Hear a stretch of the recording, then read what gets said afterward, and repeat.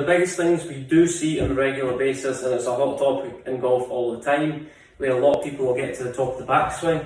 If you think about the speed that your chest opens up relative to your hips, so the chest spins open, opens up too quickly, as you start to see from there, right shoulder stays too high, left shoulder stays too low, shaft steepens, grip end of the club straight down towards my toe line, club head significantly above the position of your hands. When that takes place, the grip end of the club goes straight down into the ground. If you're this golfer, the first thing you need to understand is the speed that your chest opens up relative to your hips. As we get to the top of the backswing, there's going to be a slight lateral shift towards the target. From there, my shoulders are going to stay a little bit more closed, my back's going to face the target a little bit longer.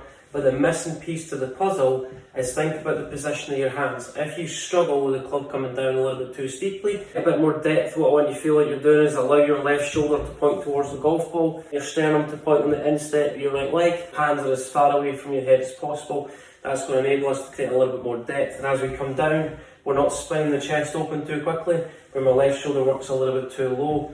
Swing the club to the top, feel that stretch your hands as far away from your head as possible. Feel that left shoulder work behind the golf ball. And down if you struggle with shallow golf club, just allow your hands to fall down so you feel like you're putting your hands in your right pocket as you come down. Try and put both hands in your right pocket on the way down.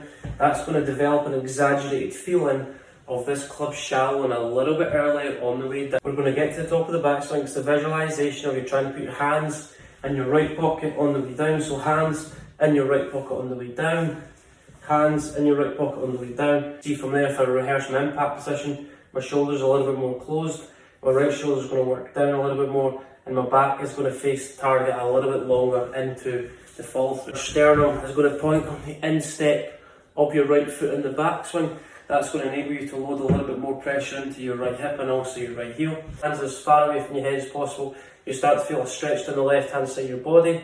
Then as we come into impact, we're not pulling on the handle where the grip end of the club goes straight into the ground.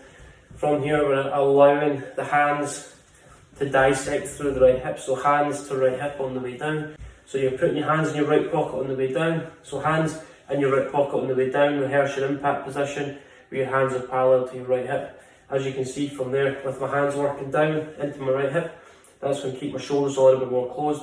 My right shoulder is going to work down a little bit more. That's going to help me keep my back to the target, and it's going to help you shallow golf club a little bit earlier on the way down. And it's going to prevent you hanging back at impact and also reducing the chance of the club flipping through impact.